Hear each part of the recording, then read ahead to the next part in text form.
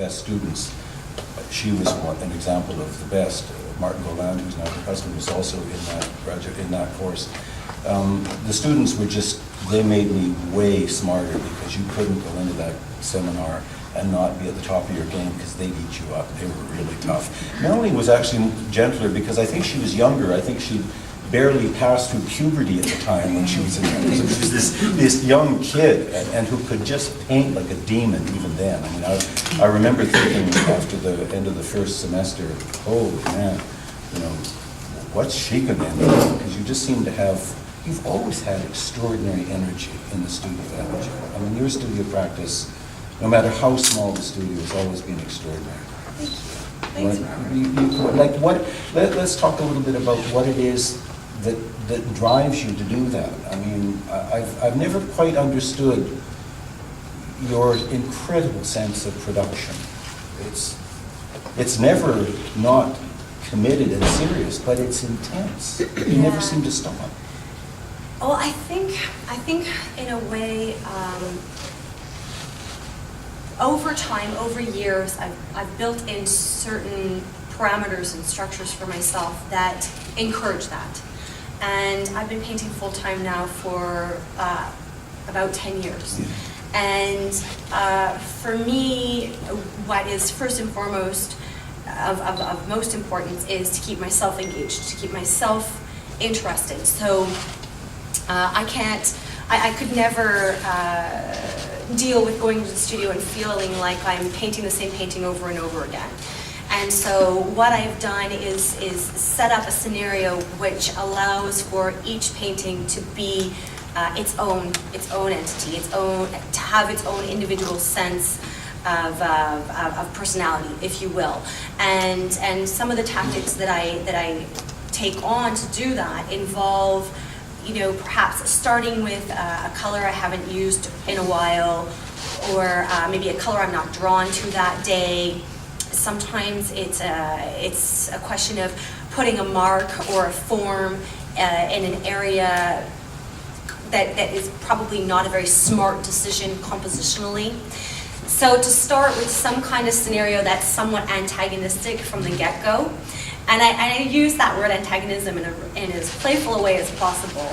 But what it means is that I'm then in discussion with something that's challenging me from the start. And I think that ultimately, having that thread of challenge throughout the production of that piece means that it'll trap a certain dynamism in the final product. It'll also trap a certain level of energy from me as well, because I'm having to fight it out. So it has been said that you know, I enjoy setting fires to then put them out again. I'll paint myself into a corner so that I have to then figure out how to paint myself back out again. And what that means is that I'm regularly surprising myself, but also the painting is regularly surprising me as well. So, you know, there's a lot of scenarios at play there, and that it also means I've got to be open to the dialogue that's happening between myself and the work throughout the process, where you know, something might not be going as planned, but perhaps it's even better than what I had visualized in my head when I began. And to be open to recalibrating myself throughout that process. So I actually think about each painting as a recalibration, a recontextualization of my own visual language from one work to the next. And for that reason, I never work on more than one work at a time. Yeah, but it's interesting, so that the engagement with the surface and the material is, it never lets you rest in the making, that you never figure it out. It's always the already being figured out as you're doing it. Yeah, it's a dynamic process. It's an ever shifting process. So that in fact, I'll never know what a painting is going to, how the end result, what it's going to look like. So how do you know when it is done? How did you know when this gorgeous, I mean, when Marcus mentioned the word luscious, I mean, you, for somebody who picks colors or spaces to begin, you do make extremely beautiful paintings. So when do you know that it's time to sort of not slow down as much as when you can actually resolve the composition? Is that just intuition? So, well, and we've discussed a bit about, I hate the word intuition. And the only way that I have been comfortable using the word intuition is to call it informed intuition. Right. Because I think that, X amount of years of practicing with these particular materials means that you already know how certain things are going to respond. You know that alchemy, you know that algorithm in a way, to a certain extent. And so what ends up happening is that I like to compare it to being akin to a conversation where if I said one more word, it would be a whole new topic of discussion. It would be a whole new conversation. So in as much as if I made one more mark, then in fact, it's a whole new painting. And I didn't have to overpaint too many paintings too many times to recognize that moment where that one brush mark that's going to be one too many, and it's just going to throw everything off kilter again. And what ends up happening is if you end up with a resolved painting where everything is just so in balance or just so out of balance, right, in a way that you're enjoying that kind of tension, when you put that one more mark, which throws it into this whole other scenario, you end up painting a whole other painting on top of the previous. That's not very efficient time management. Now you've done double the amount of work and you've only ended up with one painting, and there's a whole other painting embedded behind it. So it's like, that idea of these old works that get x-rayed, right? And you see that there's a whole other painting behind previous. So isn't there a lot of pentimento in your work? You actually, if we were to do an X-ray analysis of this piece, it would basically be what we're looking at right now, and not a whole series of other, I don't want to say mistakes, but... There is stuff embedded. That's a great question. The thing is that the paintings are built up through this layering process. Some of those layers are illusions, where I've just retained raw canvas, long enough into the process that then I can put a mark there that, where there's confusion as to what came first. And but then there's other moments where, because I'm playing with these ideas of veils and opacity versus transparency, and to a certain extent things are being contrasted and perhaps concealed and revealed simultaneously in the work, as a result, there is a certain amount that does get covered too. So that you would find gestures underneath, for sure. So Mark, one of the things about your work that continues to fascinate people who see it is this relationship between what seems to be abstraction and some kind of representation. One of the ways you seem able to create a sense of space that intimates that it can be read as a kind of landscape in which we can begin to discern different planes or different referential planes, even foregrounds and backgrounds, although it's never that simple. Even in this painting here, the line that comes down, which is basically the center of the painting, creates an interesting space where that lavender sort of drops back somehow. Now, are you always, in that sense, orchestrating the structure of the painting? Yeah. Because the structure of your paintings interests me. They never just drift into atmosphere. They always are about form somehow as well, not just mark making and gestures. How do you negotiate that process in the making of the painting? You can talk about this one or any other one. Well, sure. This one's called Flash Cabaret, and it's about 5 by 6 feet. And what's interesting about that lavender moment is if you follow it up to the top, near that orange, in fact, it overlaps that orange, and it has like this kind of mint color to it that actually flips out and is trying to sort of come into the foreground a little bit, is trying to advance, whereas that lavender is forcing you back into the depth of the space.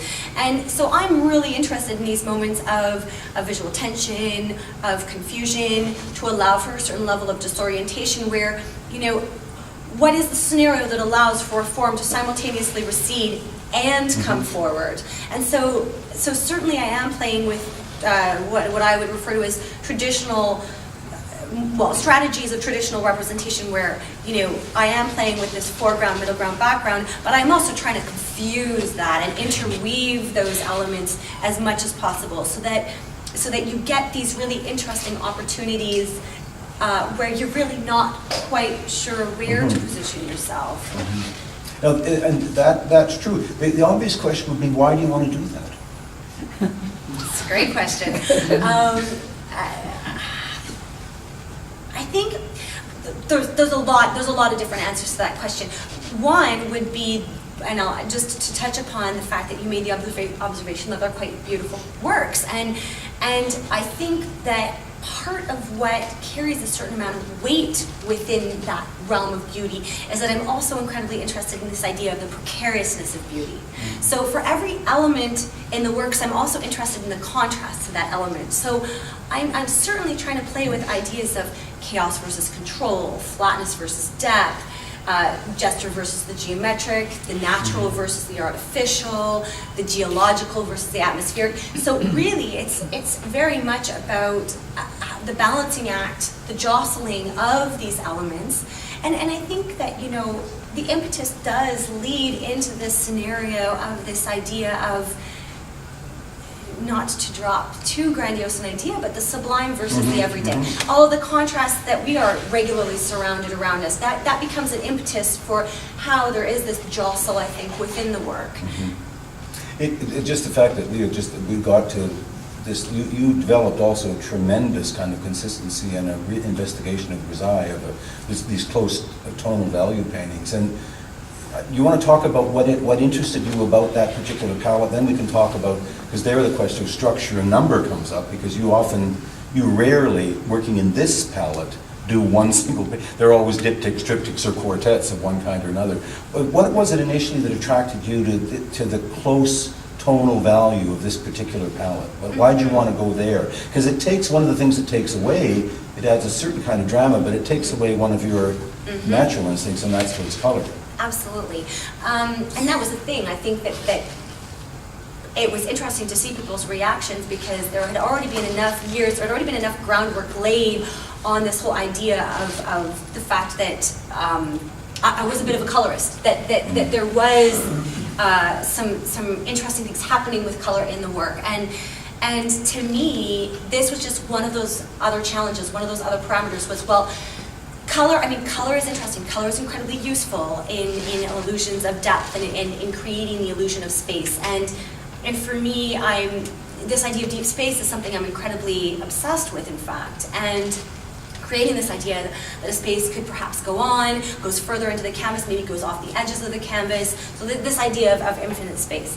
And color can be helpful in the sense that color always carries its own spatial qualities. We all know warm colors want to come forward, cool colors want to recede, and that can be helpful, but then you don't want color to become a crutch. And so for me, one of the next obvious challenges would be, well, I'm always starting with these bright colors, cranky colors, awkward colors, colors that I'm not drawn to. What happens if that gets desaturated? What's the antithesis of color? So I started adding a bit of black or black and white to all of my color, and it led to this tongue-in-cheek series that I titled Grisaille, because in fact they're not grisailles. They have just as much color in them as all the previous work, but the color is so desaturated that outside a gallery space, viewed from a distance, they look as though they're gray paintings, black and white paintings. But then upon closer inspection, they reveal themselves. They reveal the subtleties of the palette. And so, in fact, this work was featured, this is titled Basin, it's 6 by 7 feet. It was featured in my 2013 exhibition. It was a solo exhibition at Rodman Hall in St. Catharines, Ontario. The show was titled Grisaille, but it really was all muted color works. And part of what also led to this scenario was, prior to that exhibition, and I had already accepted to do that exhibition, I had a residency at NASCAD in Halifax that summer, and it rained for the first 2 weeks we were there. And I had this fantastic studio looking out on the harbor front in Halifax, and you really feel, you feel the fog, you feel, there's something really fantastic about being near a body of water like that. And so I think also being surrounded by gray, it was something I'd been thinking about in the back of my mind. And then the fact that I was enveloped by it for so long, I thought, you know what, I'm going to go for this. It's just weather patterns here. Yeah, totally. I know, it was weird. It was just one of those things. So I pitched it to Marcy, who was the curator, when I got back. I said, look, I've made these small grisaille works while I was in Halifax. I know this is not what you were probably expecting, but what do you think? And she just liked that it was what was coming next. It was the newest, most recent work. So that led to that show. Of course, the next step then is, well, what happens if I work entirely, truly in black and white? So we're talking black and white, out of the tube, true grisailles, and that's what you'll see in this exhibition, is those works contrasted by some of the more higher chromatic pieces. And so this is a great example of that shift to that purely black and white palette. And in fact, the range in between. And then everybody gets really curious about the sepia color, and sort of like, oh, well, I mean, and I'm the first to say, well, rules are meant to be broken, but in fact, that's what happens to a particular type of black when you turn it into its transparency. So when it goes transparent, and I use a lot of different mediums, these are all acrylic on canvas, so I take a lot of liberties with polymers and gel mediums and things like that, and that was a really lucky discovery that created this warmth within these grisailles that I could then counteract with some really cold blacks. They have a kind of drama, don't they? There's something when you desaturate color that way, you create a kind of intensity, which is a different kind of intensity from chromatic color. But it really does something. I mean, when you see, especially when you begin to amplify the number of canvases, like in a triptych. Right. Then I didn't touch upon that part at all. Well, then things change again, and I'm interested in your understanding of the read, either across or up and down. I mean, how do the multiple paneled works operate differently than a single painting? Absolutely. And so that was the thing. What ended up happening was the lack of color meant brushstroke, the internal composition, all of these more subtle things were heightened, absolutely. And what happened with that was it allowed me to focus on composition in a different way, and it allowed me to focus on the contrast within the work in a different way. And what I began to realize was, with the simplified palette, I could start pairing works together. And so you'll see diptychs and triptychs and even a quartet in the exhibition that's over at the College Art Galleries. And what ended up happening was I created a scenario for myself where the rule was going to be that each panel had to be a resolved work in and of itself. It had to be able to stand alone as a painting on its own right before it was paired up with the other panels. But that by pairing it up with the other panels, there was inversions and contrasts that were heightened, and that there was this heightened dynamism as a result of being paired within a triptych or diptych scenario. So unlike my own experience of traditional diptychs and triptychs, where it's really one scene that is spread across 3 large panels, these in fact, it's much more about relationships. And so in fact, I really enjoy these moments where you see sort of like a dark shadow at the edge of one painting flip into a light moment on the edge of the other beside it. And it forced me to think a lot more about the importance of periphery. What do you mean? That it changed the way you looked at the edge? Absolutely.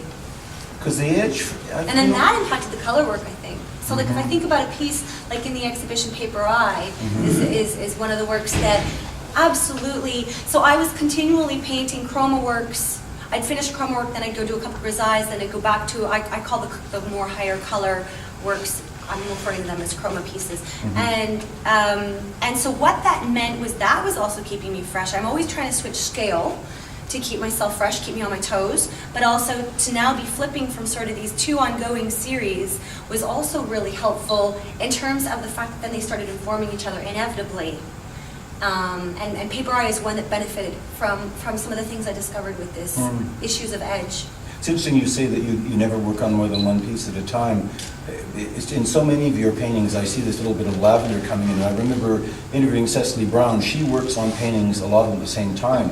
What the danger with that is, it meant that a lavender kept coming into her paintings because she had it in one, she liked the way it looked, and she started going back and inserting that lavender. But your color memory must operate in such a way that you can also, you don't really forget how that lovely pale lavender worked on the right-hand side of that painting. It's still in your retinal memory. So no, even for though it's better not or worse. Well, I don't know. You tell me. Yeah. It's one of the things that fascinates me about painters is they have terrific retinal memory. I don't think you've ever forgotten a painting you've made, would be my guess. And good painters never do. Doesn't mean that it traps them. It just means that that knowledge is there. Then the question, I guess, becomes, how do you escape that knowledge?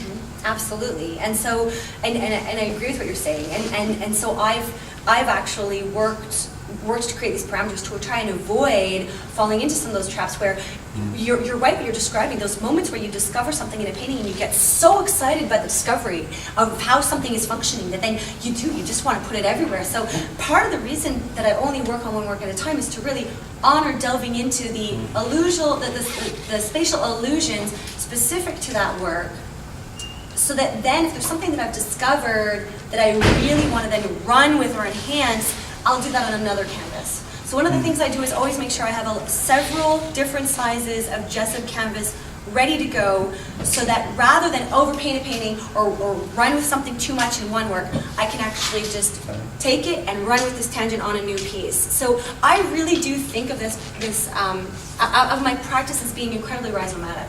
And I think part of the reason that there's this energy and this hunger is that one painting is always leading to the next, and any given painting is only as good as the most recent previous work.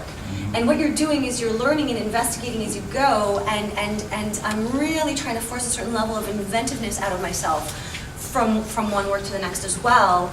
But then to hit back on the diptychs and triptychs, the tricky thing with that is really to allow for them to actually play out in a way that they're not so disparate that they can't be paired together. I've got to keep them on my periphery, which is not something I've ever done in the past.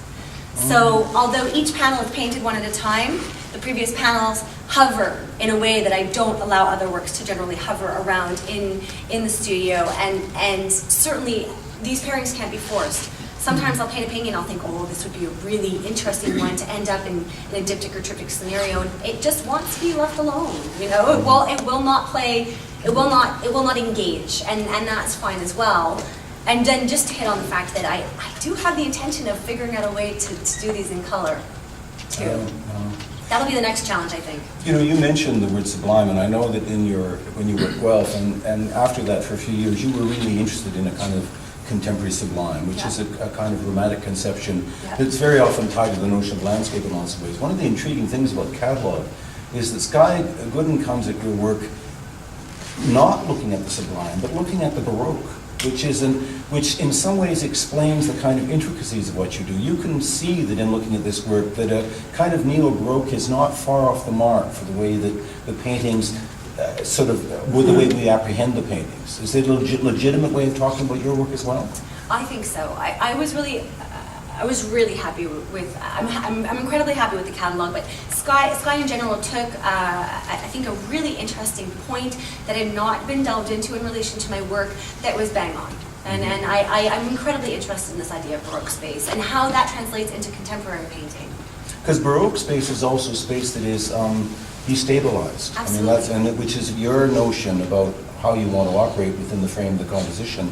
You want to keep people, in a sense, off balance. Well, the Baroque, because of its mesmeric, its turns and convolutions, is in fact a deeply destabilizing pictorial method, I think. So it kind of works for you. Yeah, I would agree. One of the things you didn't address is the shifts in scale in the grisaille paints. Is that one of the ways you also keep yourself interested? Because there'll be a diptych where you'll have both of them the same size, but in all the other ones, they're different scales, aren't they, in the multiple panel paintings? Why that? Good question. I think I just really enjoyed also the dynamism within the installation, but then there would be perhaps more wiggle room as to how they could be hung. So it's worth mentioning that I'm incredibly open to the idea that although you may see them hung at the levels that they're hung here and in the order that they're hung here, if someone wanted to play around with the hanging, that within the change of each hanging, the inversions and the contrasts would shift as well. And I think having them at different scales allows it to be more open to that there could be different reiterations. I mean, there was even at one point, I was conversing with Georgia, the fact that I was actually completely open, Georgia Sherman is my commercial dealer in Toronto, that if she wanted to sell one of the panels, that would be fine. That let's say she sold the right-hand panel of the triptych, I would just paint a new right-hand panel. That would not be repainting the same painting. It would be a new reiteration, and it would actually shift it and create a whole new version of that triptych. And that it could be this kind of like ever-shifting scenario for this triptych. Now, in the end, because it's touring and all this, this is the triptych actually, perfect timing. Leah's in charge of the images, so this is the triptych titled Altar, and in fact, she's made the decision that we will not be separating the panels. We're going to keep the integrity of these as triptychs and diptychs and quartets and things like that. But just the fact that I'm open to that scenario suggests that it can continue to be kind of a game. And I like that it can be playful. I mean, there's a lot that happens with the work where, yes, I want to destabilize my viewer, but in a playful way, so that there's still those opportunities for engagement. Inescapably, a triptych called Altar recalls a whole tradition of our history, religious painting as well. You're a smart looker. You see a lot of work, and you and Martin are insatiable gallery goers as well. How does the already painted play into what you're doing? That is to say, what role does art history and the work of masters and mistresses, although that's probably the wrong, it doesn't work that way, does it? Transgender masters and mistresses is a completely confounding. Female masters and male masters is what I mean. Awesome, perfect. That one worked. Whoa, hardly.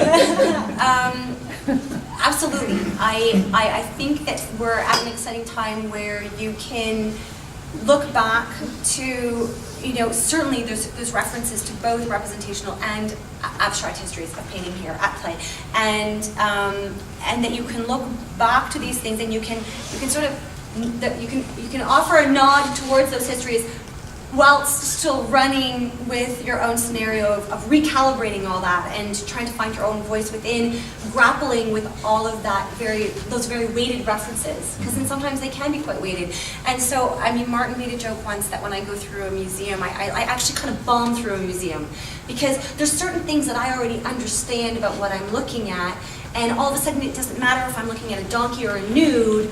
I'm probably far more focused on the cloth around the nude, or all of the information that is embedded in the shadows around the donkey. So if I think, for example, about a painter like Henry Fuseli, who would embed so much information in his shadows, it didn't matter to me that he was painting mythological creatures. It was his treatment, similarly with Titian, the treatment of layering of light and dark, or perhaps, going back to Fuseli again, had some really quite imaginative compositions. He had some really interesting qualities of movement in some of his works. Harold Bloom, the great literary critic, of course, has a very famous essay that he turned into a book called The Anxiety of Influence. And Bloom's point was, when you've got monsters around like Cervantes and Shakespeare and Chaucer in writing, how can anybody really do anything? So that influence, in fact, becomes an anxious, provoking notion rather than one which is generative. Do you ever suffer that kind of anxiety of influence when you're bombing through museums? Luckily, when I'm bombing through a museum, I'm not painting a painting. And so I think what happens is, once I'm in high production mode, I actually make a point of not looking at art. I'm just in the studio. I kind of isolate in a bubble of production, and trust that the knowledge that I need, that I like to call it the afterburn of art history, that it's not going anywhere. As you said, this idea of this like sort of painterly memory, it's there, and I trust that it's there, but I don't maybe need to be overtly engaging with it when I'm in high production mode, because I think you can start to play games with yourself. It can get, I've seen it more in other artists, where you can totally tweak yourself out. Yeah. Now look, if you look at how different, that strikes me as being a painting that is more obviously about structure than gesture.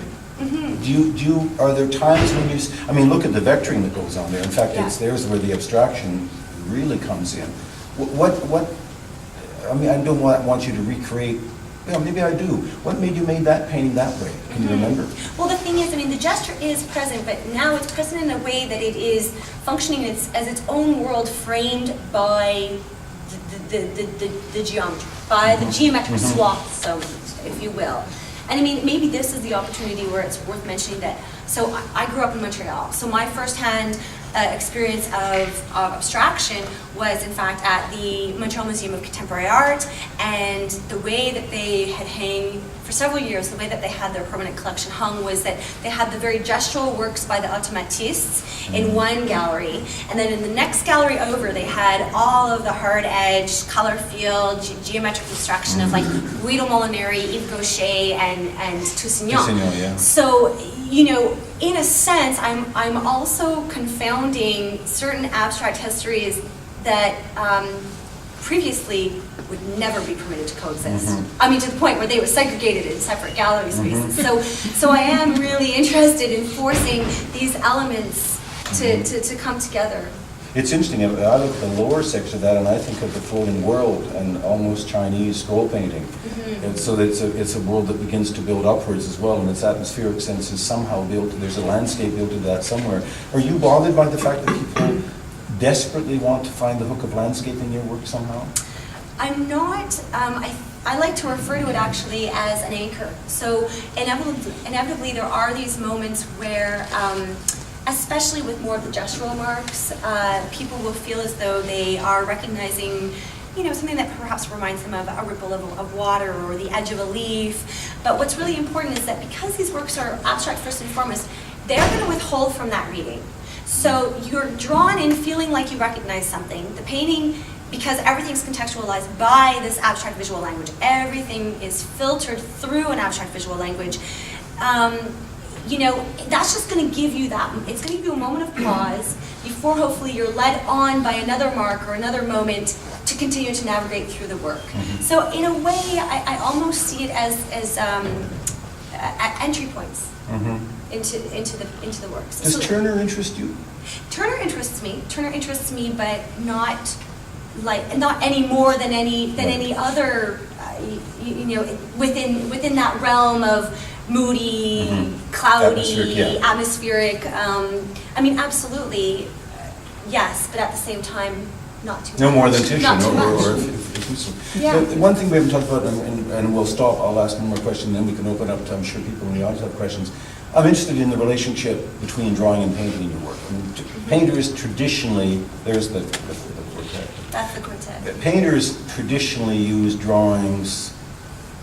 I mean, they can be discrete works, obviously, but they're oftentimes studies. How does drawing function for you, and what is its relationship to your overall studio practice? Because there's lots of drawing, a really lovely selection of drawing in the show. We haven't gotten to the images, the slide images yet, but in fact there are several works on paper, I think over 10 works on paper in the exhibition, and this really is the first time with only one other time previous at Georgia Sherman Projects where works on paper have been shown alongside the works on canvas. So I was always concerned about showing the works on paper in relation to the works on canvas because of that attitude you described, because everybody assumes that their sketches are preparatory works to a larger canvas piece, and that has never been the case with me. In fact, for years I described my canvas works as drawing in paint.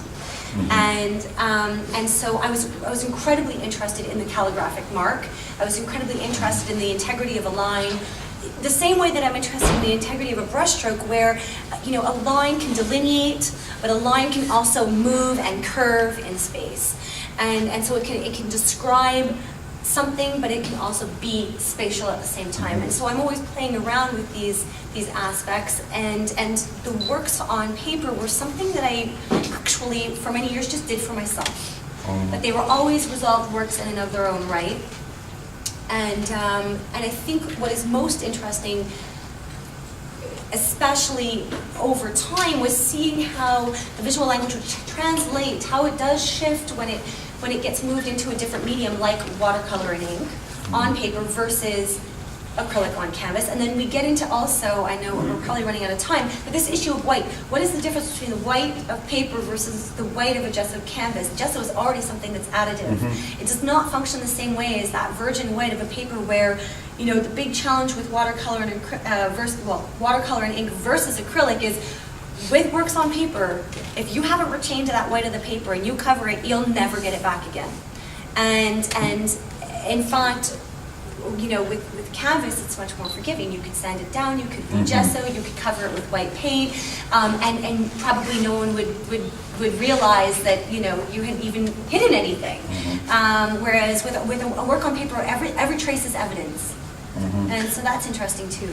It is interesting too, though, that having just been in Spain and seeing a recent show that T.J. Clark did on the anniversary of Guernica, Picasso not only did drawings that were preparatory for Guernica, he did after drawings after he finished it. So in a way, the drawing is a discrete practice that can be fed by the painting rather than the reverse usually happening. So there was no hierarchy.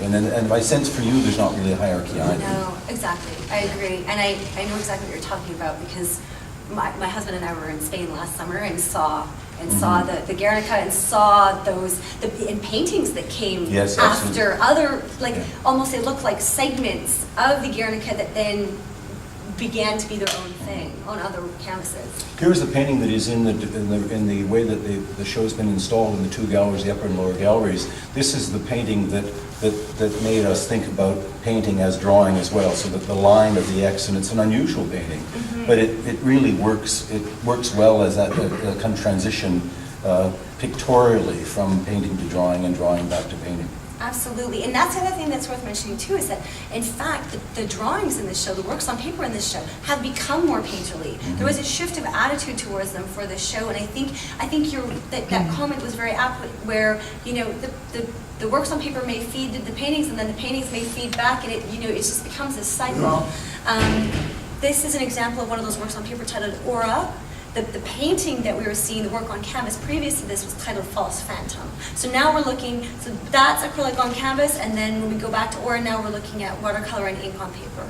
But the scale is actually more like this. Yeah, the scale of the works on paper are about 30 by 22, and that was the largest that I had done to this point in terms of resolved works on paper. So I'd certainly I think Melanie would be happy to, these are mostly going to be drawings coming up now, aren't they? Yeah, now these are going to be all watercolor and ink on paper, the ones that are featured in the exhibition, in fact. So are there questions from the audience about anything we either talked about or didn't talk about? Usually it's the gaps that are more interesting than the articulations. Yes. But, of course. Oh, yeah. Yes. Move to which one? Sorry. Oh. Who? Oh. Sorry. No, I was going to say, how do you start a painting? Where does the impulse come, or what causes you to put the first mark on? How do you?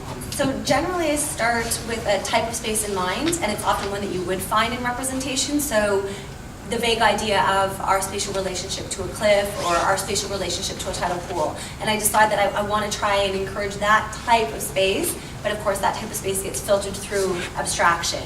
And I'm never working from source material.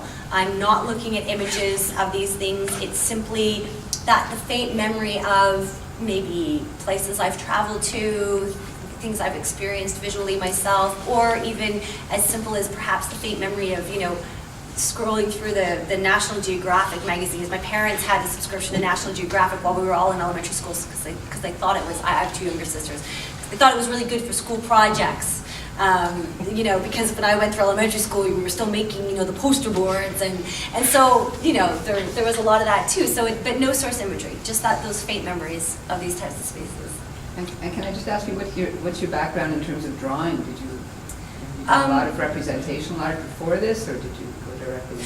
No, actually, I did do a lot of representation through my teens. I actually worked with a local artist in Chalk Pastel for a couple of summers, and I did my BFA. I equally focused on taking drawing courses and painting courses, because in fact when I did my undergrad at Concordia, I didn't major in painting. I majored in what they called studio art, and it was really nice that they had that opportunity, because it meant that I could take any courses that came under that umbrella of studio art. So when I first went to undergrad, I thought I was going to focus on sculpture. And I did take a bunch of sculpture classes. I didn't take any painting courses in my first year of undergrad. I took drawing and sculpture, and then through an amazing drawing class that I had with Marion Wagshall. She's an amazing drawer, and she's this tiny woman who is a force of energy, and she was a phenomenal instructor, and she really got me hopped up about mark making. And through getting really excited about this idea of mark making, things started to shift into this balancing act between drawing and painting. And then I started taking some painting courses in my second year, and then I just realized, oh, this is what I'm going to run with. This diptych of drawings is just, it's almost so intense. It's in the titled, flesh. I Yeah. love it. Sorry, Huh? can we say that? Let's tell them the title. Yeah, tell them the title. Scylla and Charybdis. You know the rocks that you're doomed if you, no matter which way you go on, when poor old Odysseus is in deep shit. It's because of that painting that he's in trouble. It's Or the idea that that you can't get between the rocks. a rock. It's basically the rock between a rock and a hard place. Sorry. And those are the ones on paper as well? Yeah. Yeah. So it's the Greek mythology of this idea of like, do you choose the horrible cliff or the tidal pool that's going to suck you in? Like, I'm wondering too, when I'm looking at your, the acrylic paintings on canvas, there is sort of a watercolor sensibility in the way that you handle the acrylic. Is that a... So that's interesting that you picked up on that.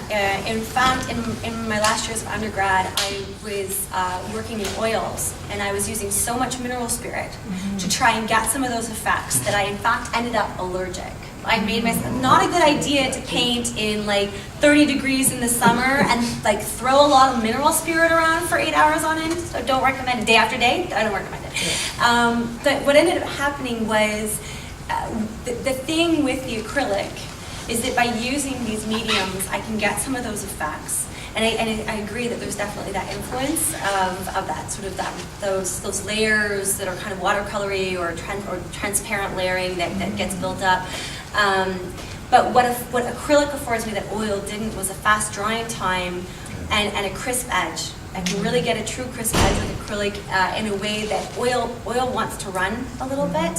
And also the fast drying time means that I can have a fast response time, which I think ultimately traps a certain level of energy of there's traces of my movement and the speed with which I am able to respond to stuff, I think gets embedded in the work. And I feel it when I'm looking at you. It is fast paced. There's a lot of movement and depth. It looks like you're traveling right into far into your paintings too. Thank So you. really- Yes.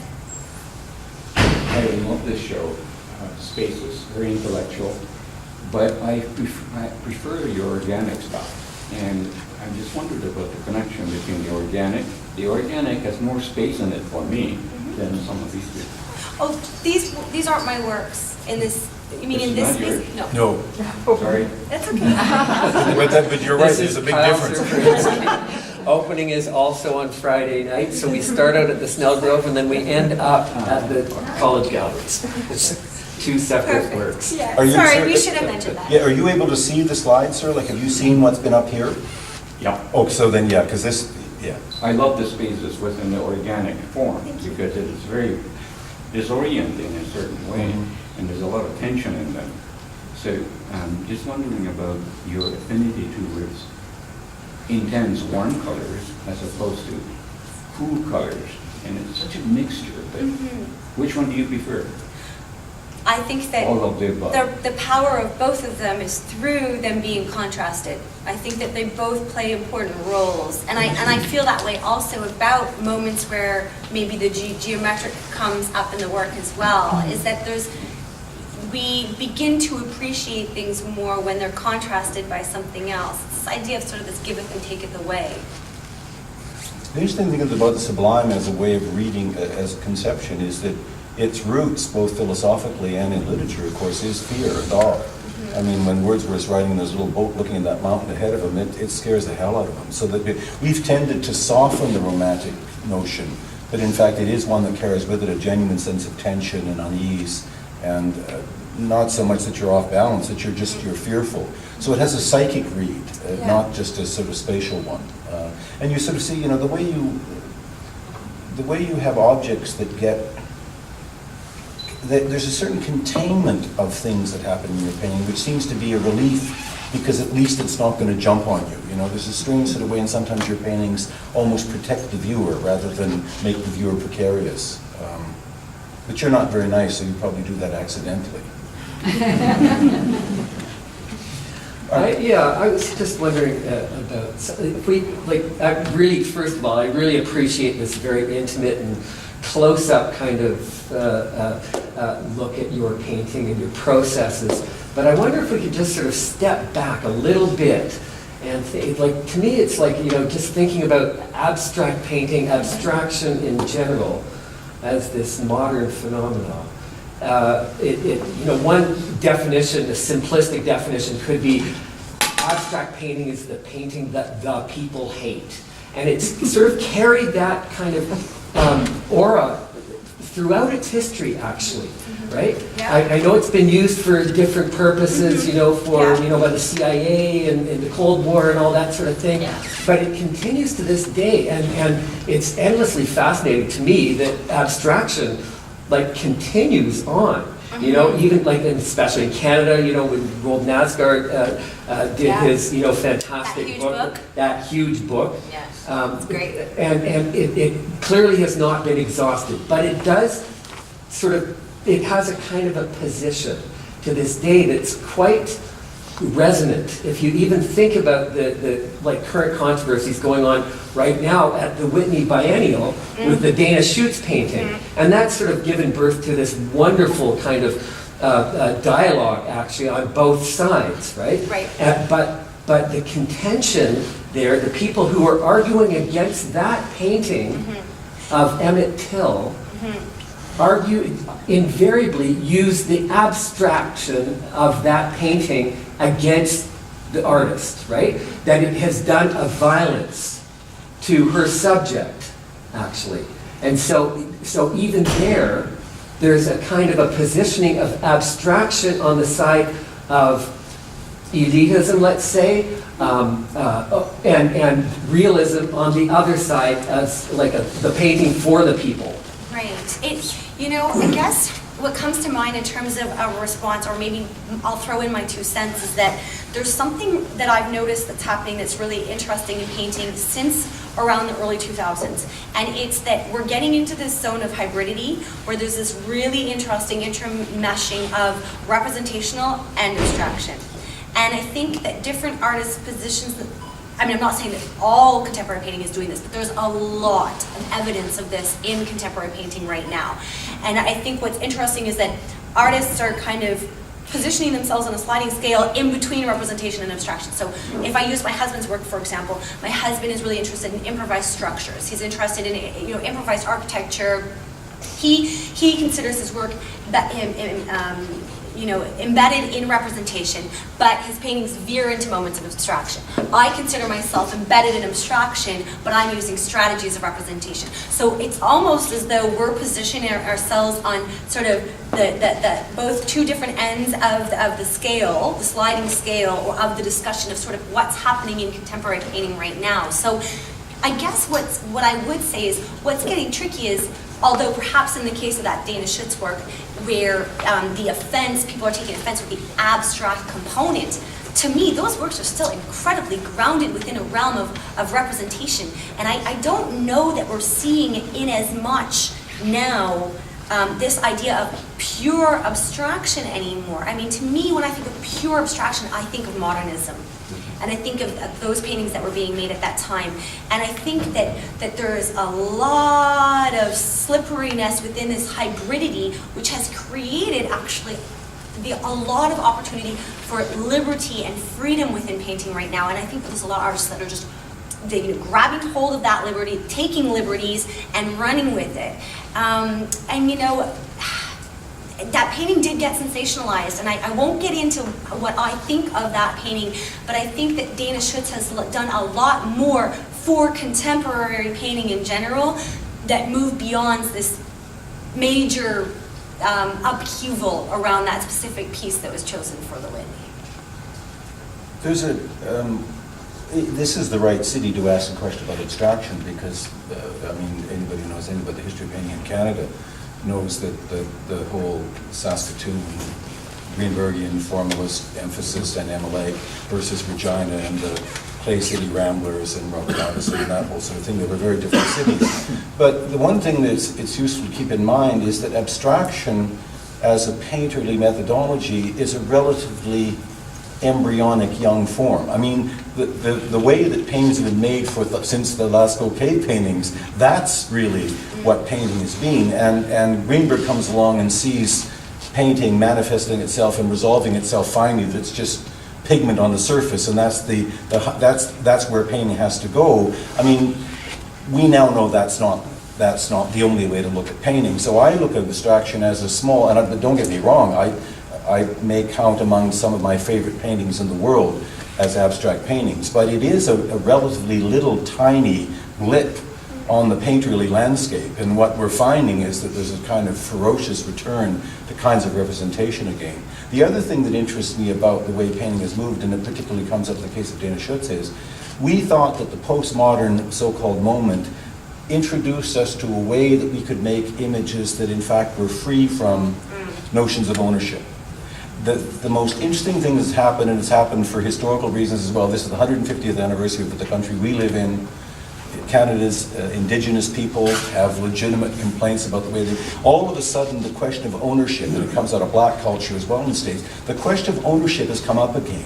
We thought that the whole idea of appropriation disappeared as a conception, because postmodernism told us everything's a construction anyway, so nobody really owns anything. Well, that's not true anymore. I mean, there's lots of claims about ownership, appropriateness, who has the right to do any kind of thing, and Dana ran into that trouble, and the question came up again recently with Boyden and writing in Canada, we've noticed. I mean, all of a sudden, the idea of playing Indian, which is what it's called among American writers, who when you pretend to use a subject matter, or you even pretend to have indigenous blood, is really problematic now. So postmodernism has lost that battle. I think that the question about ownership has come up with a vengeance again, and I don't think it's going to go away for a while. I think it's going to be a real political issue that has to be dealt with, and I think that Dana's got caught inside a kind of politics of representation rather than a debate about whether it's abstract or representational. That's one way it's being read, but I think it's really about who gets to use imagery. Quite right. It's just that they invariably use that bit of her, that feature, that character of her painting against her. Yeah. Many times, many writers did. Yeah. For sure. Which is funny because I agree implicitly with everything you just said, and it's so funny because I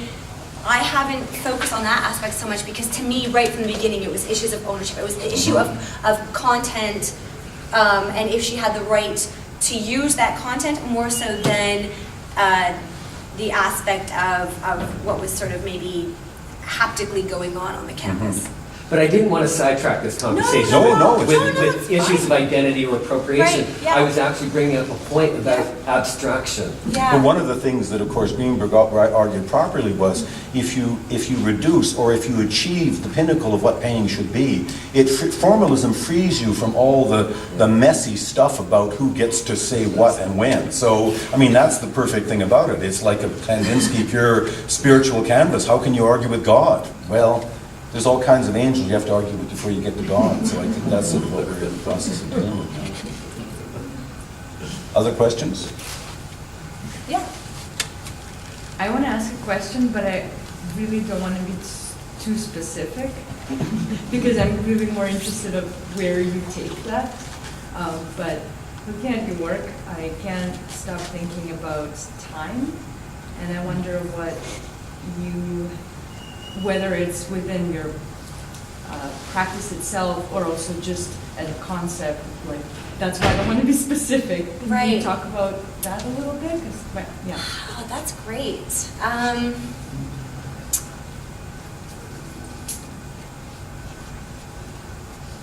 Well, I'm wondering if perhaps this idea of time is linked to the evidence of this idea of mark making.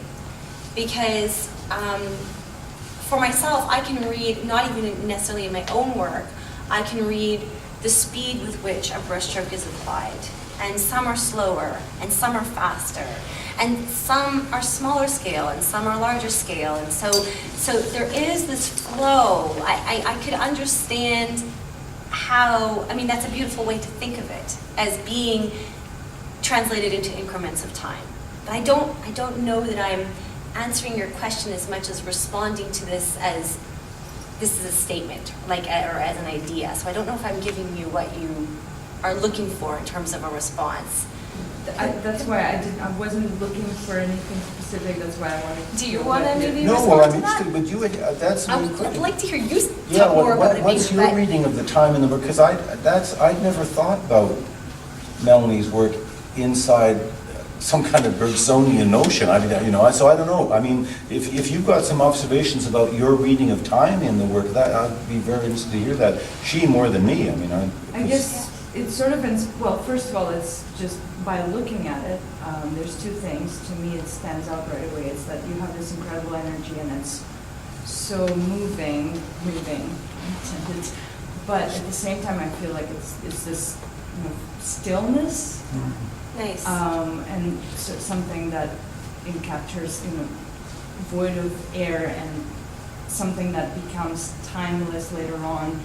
So to me, that's the juxtaposition there, and you talk Nice. about the playfulness of the two different worlds, two different ideas, and then go back to your material, and the playfulness you have with paperworks. And again, you mentioned how you have to be aware of how quick it dries and so the mark making is the different time it takes to make that mark, and also how you view the piece. I feel like again, there's that duality there. So to me, just looking at your pieces, the first thing that after sort of thinking about it more, I wonder where there is again that playfulness, that duality with time. It's like it's moving and yet it's still, and it's captured something that is there for either forever or it's going to change right next moment. Like, I just find that fascinating. It's incredible. Yeah.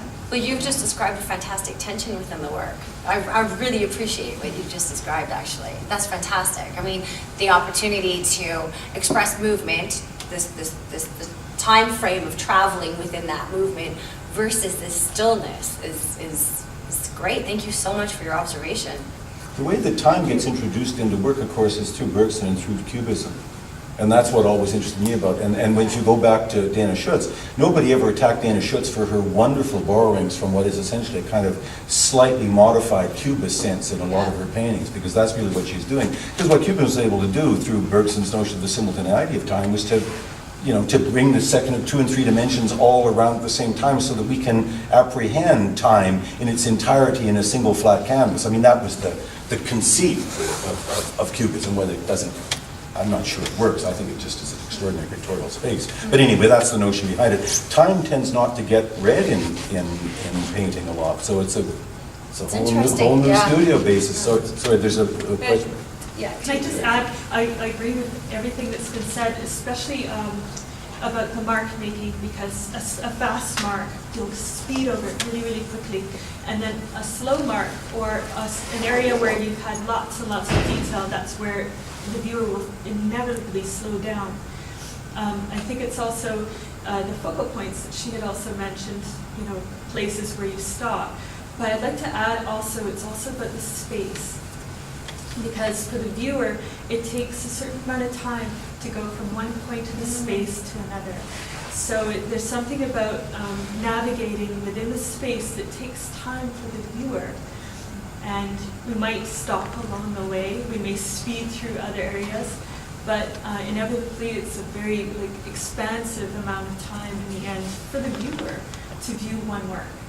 Thank you for reminding me of that, because that reminds me as well of the fact that people who live with the work will often describe that they'll navigate it differently on any given day. So one day they might start unraveling it in the bottom left-hand corner, and the next day they might start in the top right. And that might be indicative of their type of mood, or whatever factor involved, that there are enough entry points into the work that it can shift and it can reveal itself over time. And I appreciate you reminding me of this, because you're not the first person to say that these works do benefit from having time spent with them, because there is so much added information that might be more subtle, that might be embedded, that you wouldn't maybe notice right away. So I definitely appreciate that. I often think of them more in terms of the awareness of our scale of our bodies in relation to the awareness or lack of awareness of what the scale might be of things happening in the work.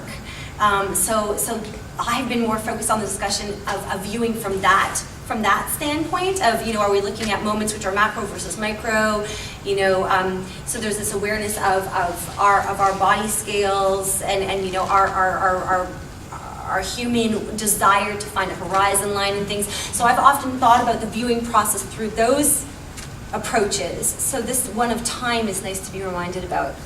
One quick thing, the best book, what Melanie just said, T.J. Clark did that book when he was at somewhere in Texas, where he thought he was going to work on post-war art, and there were 2 Poussin paintings that they had hanging. He spent the entire year writing about the perception of those 2 paintings under different days, different light conditions. It is he calls it an experiment in art criticism. It's one of the most magnificent books of criticism you'll ever read. He's a fabulous writer, but it's worth getting. It's something that the title is Death, but it's really worth looking at. You got a question, sir?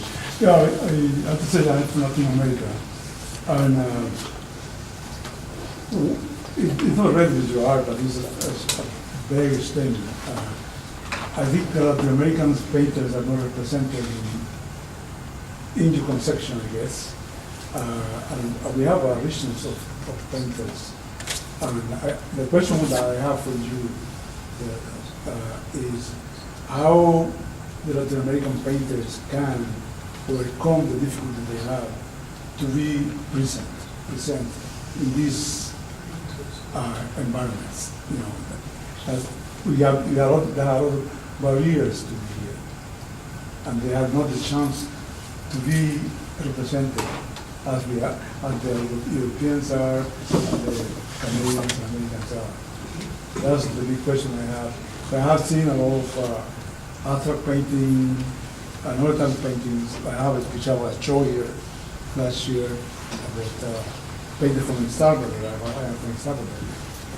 But we don't have the repercussions that we see from European paintings or from the American paintings.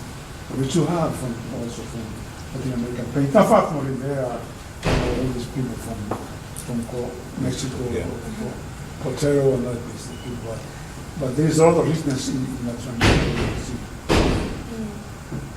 Well, that's probably a larger geopolitical question than I would have. I mean, it's about, when Marcus mentioned the book about how New York stole the idea of modern painting, but New York basically took over the notion of what constituted modern painting under that certain generation, and that's what the CIA connection was. The CIA was circulating those paintings because it was a good idea to emblazon American power around the world and use art to do it. So, I mean, look, it's not much different for Canadians. I mean, the country that I live in, was born in, produces more good artists per capita than any other country I know of in the world, and yet half of them don't get properly recognized. Most of them don't get properly recognized. I mean, it's all about power, and it's about the market and the way the market functions, and that we have no control over that, and likely never will have. I mean, go to Germany and see how many good, fabulous young German painters there are. They're not even getting into their own galleries now.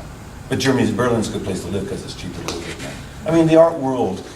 Eric Fischel, a dear good friend of mine, said that he's watched over the course of his career that the art world has disappeared. It's now become a kind of an art market, and that the world that he started in when he was doing his early paintings in the 80s and when he was at NASCAD, both teaching, that world has in lots of ways disappeared. So we need people like Melanie who are going to reclaim and work hard to get their work shown and get other people's work shown. I mean, one of the lovely things about Guelph is it's created an atmosphere of incredibly good artists who come out of that school who are deeply supportive of one of the other, and that school is making a mark because. But I can't answer the question for Central America. I mean, look, we're in North America. Canada gets forgotten in the North American gig because of that monstrous country. It's the U.S. So, it's the U.S. I mean, how does, like Rob was saying, how does the Canadian artist get exhibited outside of Canada? It's not, there's so many different ways that it happens, and it happens to only few. Yeah. There's no, unfortunately, no answer. No specific, Sorry, I'm sure there were other, or maybe not, maybe that's time. Is that time, Marcus? I don't know what, no one, you're the timekeeper. I'm feeling in my gut that it's about time and that you will be available for ancillary questions and comments later. Thank you very much.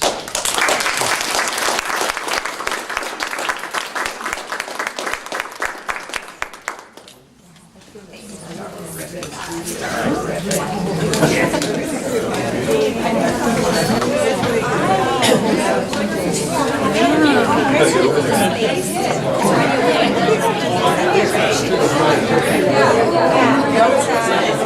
do what I do now. So what are you doing? Okay.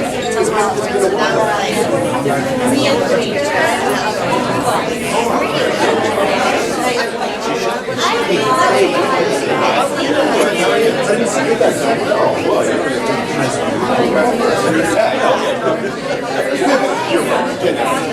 I know I've been traveling so it's one of the things.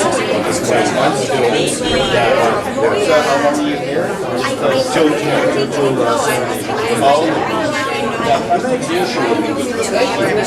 I'm really happy.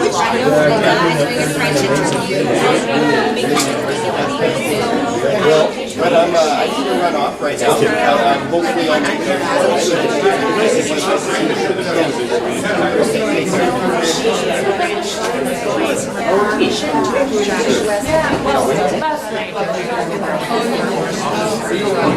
Yeah.